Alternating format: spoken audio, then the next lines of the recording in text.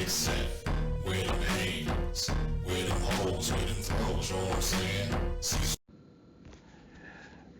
What I tell my students is that the martial arts can increase your physical abilities. I found it's also increased my mental abilities. It can increase your emotional abilities too with some of the breathing exercises. And even though some martial artists may behave inappropriately, I argue that the behavior probably would have been worse if they didn't have any training at all, because it can help with self-control. That's why you have your tenets in Taekwondo of courtesy, integrity, perseverance, self-control, and indomitable spirit. If people have been doing no touch and chi projections and those type of things, and things with Kyushu Jitsu, you could even say that it gives people energy abilities. And yes, I've been able to experiment and play with some of those, but I have yet to make all of those combat effective. I doubt that they ever will be, but that's okay. I'm not primarily concerned about that. What you don't have the ability to do as a martial artist is go around correcting people and trying to control or dictate their behavior if you don't have the authority of a security person or a police officer, or the authority of a soldier who has been put in charge of a particular zone. The powers that you do not have are police powers, unless you are a police officer. And since you don't have those, I highly recommend that you do not correct people who may be breaking rules in public, especially if those rules are not a threat to life, limb, not even property. If they're not a direct, immediate threat to a person's safety and health, and safety and health doesn't mean I feel uncomfortable. I'm talking about physical bodily harm. If that's not happening and you see someone breaking a rule, what you should do, because this is what I do, is I ignore them. And if I really feel strongly enough, I will report the person to the proper authority.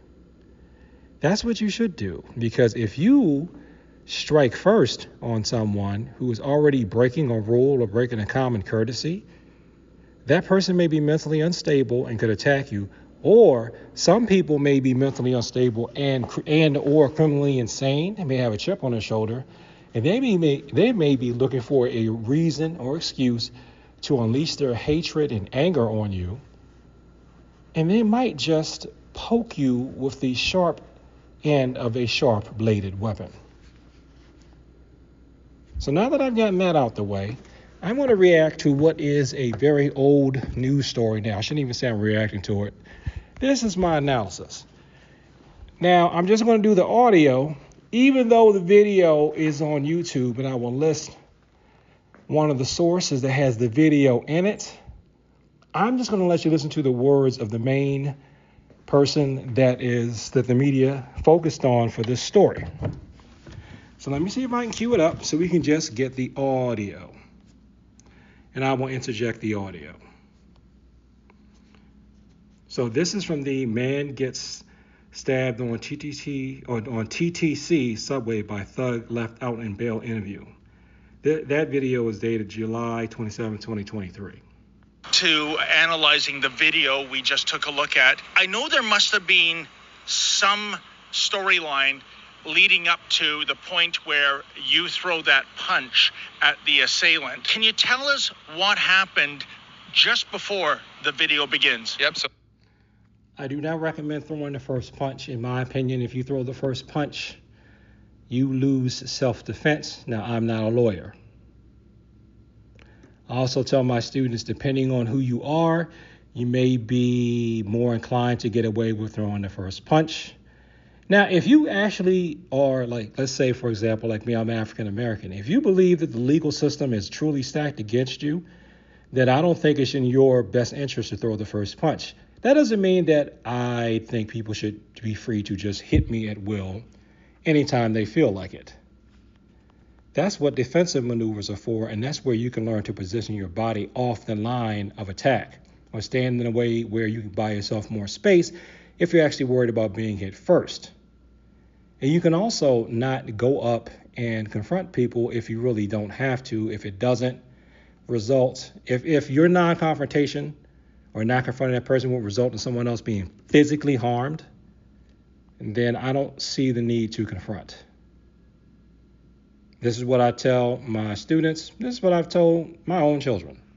So I entered the subway here at North York Center. I was on my way to the beach. He got on at Lawrence Station.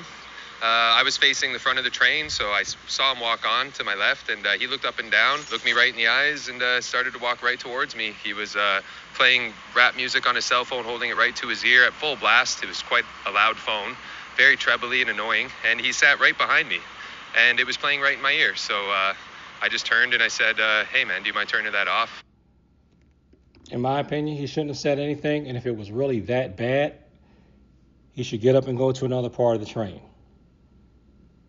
And if the person keeps following you after you get up and go to another part of the train, because something similar, I just remember something similar to that happened to me where it seemed like the person kept following me. So I just kept moving towards security and law enforcement. Then the person magically stopped following me. Yep. You're not supposed to be playing that on the subway, and I don't think the people around really appreciate it.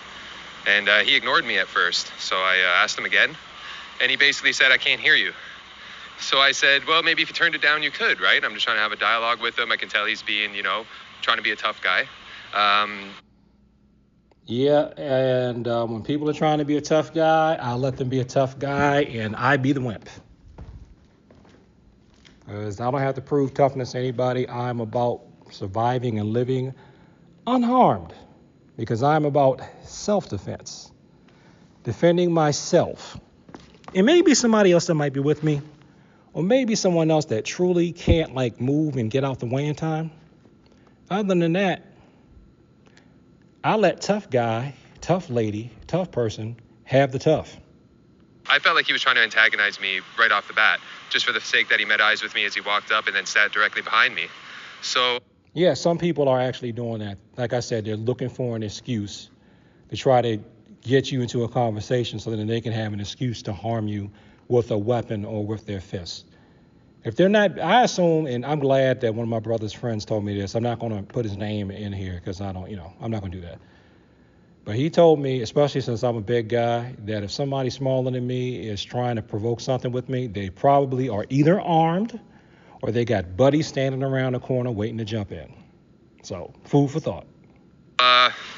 I just went on to ask him again, look, buddy, there's rules against this stuff on the train. You're not supposed to be playing it. Would you turn it off? And he looked at me and he said, suck your mom. Now,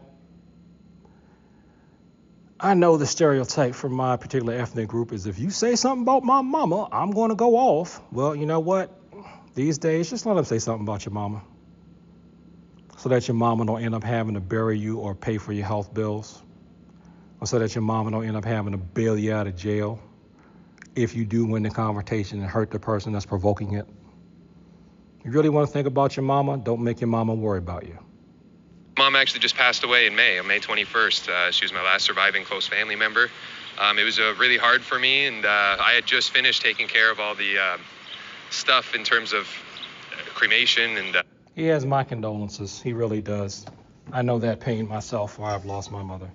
I don't think our mothers would want us getting into unnecessary street combat with people that we should just be leaving alone because there's something wrong with them, because they're criminally insane. And they're just looking for an excuse to hurt anyone they can. Clearing out her apartment. It was one of my first days. I finally had some freedom, actually. July 4th is when I had finished with all those things, and this occurred on July 6th. So that really, that hit me hard. And I said to him, what? And he repeated it. And the both times he said it, he just gave me the biggest, most sinister grin you've ever seen. Can you explain why you found it necessary to slug him? So after he said, suck your mom twice, I knew, wow, this guy's really trying to instigate a fight here. I didn't feel safe. So he knew the guy was trying to instigate a fight. If you think someone's trying to instigate a fight, try to remove the element so that it doesn't have to escalate. That's my opinion. And so I stood up to take a look at him. And as I looked, his hands were reaching into his pockets. Now, if you stand up, though, not saying that you shouldn't, because you may want to stand up so you can get away, but that standing up could be interpreted as an act of aggression, especially by onlookers. So at that point, I decided, do I let him pull out whatever he's got? Who knows if it was a gun or a knife or whatever? Or do I start trying to defend myself before I get injured? So I did. I threw the first punches, and at first he pulled his hands out. And Now, he gets subsequently criticized later for being the person to throw the first punch. Now, interestingly enough, see, this is one thing you got to realize about your conduct. And that's why I like one-step sparring, because one-step sparring teaches you not to throw a punch until after they've thrown a punch. Because the people who are judging you 9 times out of 10 weren't there, weren't in it, weren't directly dealing with the person, and yet they still are going to judge you, and their judgment may still impact your life, and you're going to see how in a minute. didn't have a knife in his hand, so I thought he was bluffing. He has no knife, so I gave him some space so we could... Now, in this video here, this guy does a kick. So I'm assuming that he's got some martial arts training. He may not, but I'm assuming that he does. So that's why I tell you, martial artists, and he's bigger than the person that who attacked him with the knife. So depending on who you are and the politics involved, there may be people that believe that the smaller person is justified in using a weapon because you're larger than them, and you may have combat training and they don't, but they do have a knife. And even though this guy with a knife, as you'll hear later, I don't know if he's got martial arts training or not, but he definitely does have a lot more violence experience. And unfortunately, it ends up showing. Have a fair fight. And sure enough, that's when he pulled out the knife. Wow. My babbling made you probably not hear that the bigger guy backed up so that they could have a fair fight. He could give the guy a fair fight. But that guy was not looking for a fair fight. The person with the knife wasn't looking for a fair fight. When you're fighting someone out on the street, stop thinking about a fair fight. There's no such thing as a fair fight if you haven't arranged it ahead of time and agreed upon rules. There's no such thing as that. That person just may be looking to do some damage to someone because they can and because they're a criminal.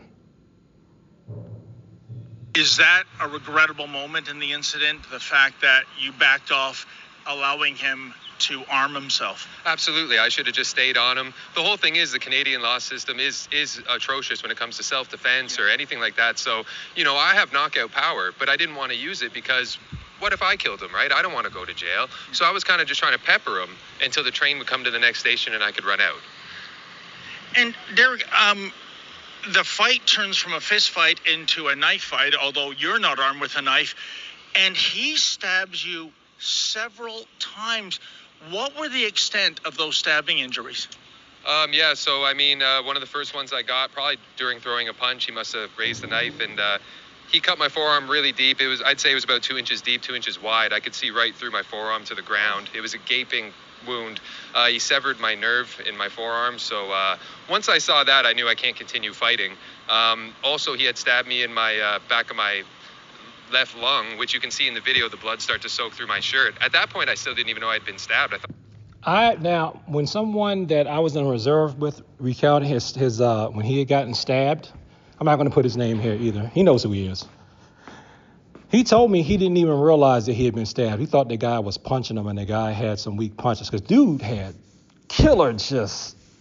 The guy that got stabbed literally had looked like comic book abs. I mean, he was in shape. Of course, everybody was in shape. This was the Marine Reserves. I mean, what would you expect? We were a bunch of Marines. But dude I've always been chubby. Even when I was in shape, I still had some flab on me. The dude had textbook superhero looking Street Fighter Ryu Hadouken abs, right?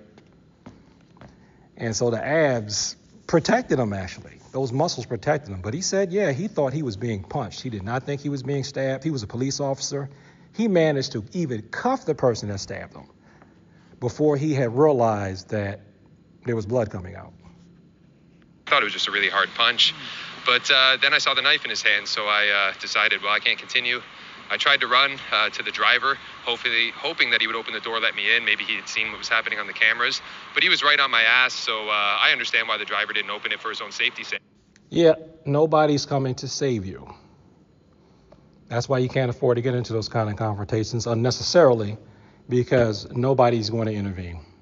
Just assume that they won't. And when he caught up, he had stabbed me several more times. And I just remember looking at my left rib, and there was 2 stab wounds, and blood was just pouring out like a fountain. So I had to beg for somebody to put pressure on my wound. There was one gentleman, looked to be a white male, brown hair, about my age. I'm 37. And he was quite hesitant. He was like, I don't know what to do. And I just said, put pressure. He's like, I don't have. Yes, because the average person doesn't have any type of violence or combat experience, so they're going to be squeamish when it comes to dealing with something like that. So unless they've got a medical background or they've got a lot of violence or combat experience, they're going to be ginger and not really be able to help you like you need. Anything. I actually had to take off my own t-shirt while I'm bleeding out, give it to him, and he wasn't really putting pressure at all, and I'm like, harder, right? And then at that point I started to go to the ground. I didn't know, but I actually had 2 collapsed lungs. Because he punctured both my lungs. So I was just on the ground trying to breathe for my life, and I felt so dehydrated. You wouldn't believe how dehydrated you get when you lose that much blood. Worst dehydration feeling you could imagine, and I started to beg for water. Someone did come with a bottle of Aquafina and poured out water, and I was able to stick my tongue out and just get it was the sweetest taste in the world. And meanwhile, Moses is casually walking off the subway train at the next stop. Backpack. Insult to injury. He stole your backpack. Yeah, so after he stabbed me, I'm sure he thought I was going to die with all the blood pouring out of me. So once he figured he finished me off, he walked back casually, took my bag, and walked off the train with it. And I can't state this any more vehemently, Derek. This is a career criminal, as I understand it, out on bail. He was supposed to be on that very day going to Milton for... See, you never know who you're dealing with. That's why it's not worth it to get into these kind of conflicts with people if you don't have to. Career criminal obviously had a lot more violence experience than the tall guy that got stabbed. Court hearing, obviously he had no intention on doing that. Why is a reprobate like him a free man in the first place? Well, obviously he doesn't take our legal system seriously. I mean, he's clearly gotten away with potentially murder a million times before, and he feels very comfortable going out in broad daylight. I mean, this was at noon hour on a train with tons of witnesses, tons of cameras, and he has no regard at all for anything. Despicable. I think you're right, by the way. Now, I guess That's right. There are people that have no regard for anything. So if they don't, that's why I think it's a hint that if they don't have regard for the niceties and the social cues of no loud music in public, not putting on your headphones. I'm not saying that everybody that does that is violent, but if you say something to them and they ignore you and then they try to antagonize or taunt, just leave it alone or just don't say anything to them. Report them to the proper authorities if you must. paramedics show up finally and tell us what happens then. Yeah, so as I'm on the ground bleeding out, some woman came who said she was a doctor or a nurse. She's like, well, you're going to be okay. What's your name? I could barely answer her questions. But I did, just to let her know I'm not dead and I'm still coherent. And she basically just comforted me, saying paramedics are on the way. The driver also came out and said paramedics are on the way. And every breath in was the hardest thing I've ever done. And I just continued to fight to breathe, and paramedics showed up just in time. You're rushed to Sunnybrook Hospital, and at the hospital, you are essentially re-victimized. Check this out. Now, he's going to be judged by somebody who wasn't there. And the judgment is going to be because, in that person's opinion, well, which is fact that he struck first. It's because he struck first. But listen to this. What happened there? I had to fight for my life in the hospital, actually. I mean, I got to thank the paramedics and the hospital for saving me, because they did.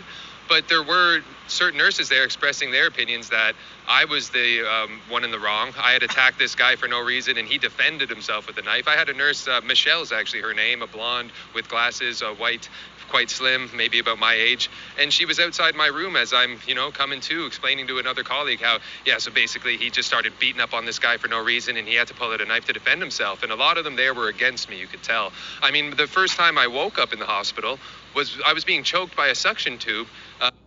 Now, do you want the people who are supposed to be saving you to be against you consciously or subconsciously because you hit first in their opinion? You don't want that. You already might have to deal with the person being against your ethnic group. And I'm not just talking about mine. So why up the odds of againstness against you, if that's a thing, of againstness, I'm making up a new word, againstness, by doing something that could make someone be against you. I'm not saying it's right, because when someone chases you down and comes at you and pokes you with a weapon, that's no longer self-defense. When they chase you, so here's a guide. It went to how you're not using self-defense. You're not using self-defense if you go towards the person and hurt them, and you're not using self-defense if you are chasing them and they're not on your property. Okay, especially if you're out on public property and you're chasing them, you're not self-defending anymore. You're self-offending. You're offending. Because they put the tube down your lungs to breathe, and then they put a suction tube in your mouth. So they had placed that tube right on the back of my throat. And that's what had woke me up, is that I couldn't breathe. And I woke up saying, I can't breathe, you gotta move it. And I was about to die. And they're saying, no, it's fine, whatever. And I had 6 surgeons, nurses holding me down. And I had to rip up out of all of their grips and pull it right out of my mouth. One of the things was, I don't eat microwave food, right? The first day I was there, they gave me a meal with fish, and my friend had said how that fish looks kind of fishy. Probably don't want to eat that. So I said, hey, can I get the veggie meals from now on? They said, sure. I didn't know the veggie meals are outsourced. They explained to me later. So they're all microwaved, right? I don't eat out of a microwave. So I kept turning the food away. So they'd send psych people to talk to me. One of their questions was, do you think we're trying to poison you here in the food? And I'm like, no, it's just gross. And then they're like, they asked me a few more questions, because people... essentially in the hospital, when you pull a tube out, they give you an observer to watch you, because they think that you're going to jeopardize your own process, right? But after 3 days, and I didn't have any more incidences like that, they took my observer away. And then weird things would happen to me in the middle of the night. Like, the room that they put me in to recover in was the nurses would come and tell me, this is the stuffiest, hottest room in the hospital. No one with lung injuries should be in here. They also had me in there with a roommate who was 95 and deaf. So he yelled when he spoke, and everyone yelled at him, and they were... See all the stuff that he's going through? This is basically trauma after the trauma of being poked with a weapon. So it's like he's being attacked again after an attack. At first he attacked, then he got attacked, and now he's being attacked again and again and again and again. With them all in the middle of the night, so I couldn't sleep. And that's another question the psych ward had for me, or the psychiatrics there had for me, was that, why aren't I sleeping? They think I'm paranoid, schizophrenic, or something, I can't sleep. I'm like, no, I've got people yelling in my room all day and night. There was also another patient there, poor guy suffered a brain injury, so he's yelling at the top of his lungs all night. There was no rest. Yeah, so police actually came in the next day that I was conscious and awake, and this nice officer came in. I can't remember his name, but he basically explained to me that there was a bit of a foot pursuit. They had located him the next day, and he ran and made them chase him, and they tackled him down real good and caught him, and now he's in jail. Sadly. And that's who you should let handle people like that. So I'm going to stop this here. I want to get to one part of this video where he talked about, let me see if I can find it, something that saved him. And this is actually this meditation that he said helped him recover from the injuries. This, to me, speaks to the value of internal training. So I don't know if he's a martial artist, but you got some sort of internal meditative training. Let me see if I can find it. Hold on. An accidental bumping into one another. Oh, that's because of this guy had tried to provoke him before, and before he ignored it, but this time he didn't. All right.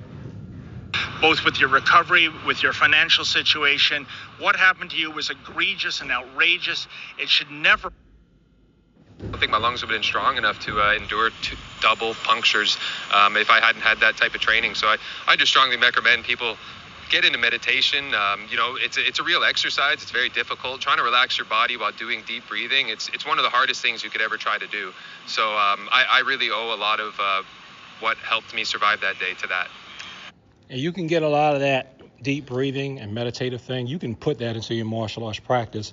A lot of martial arts already have that as it is. So the next time your instructor is telling you to breathe and breathe deep, they're telling you things that can save your life. So I'm going to put a link to this video here and to other source material around the incident.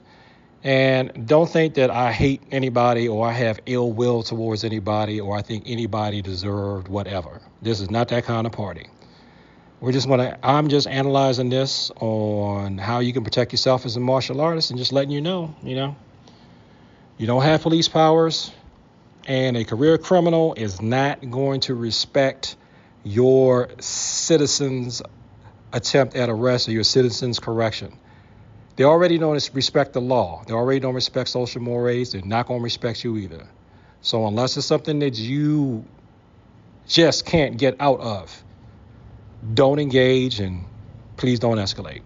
Thanks for watching this video. Like, comment, subscribe. Please share with people like to talk about the martial arts in peace. And as always, thank you for your time. I appreciate it. Peace.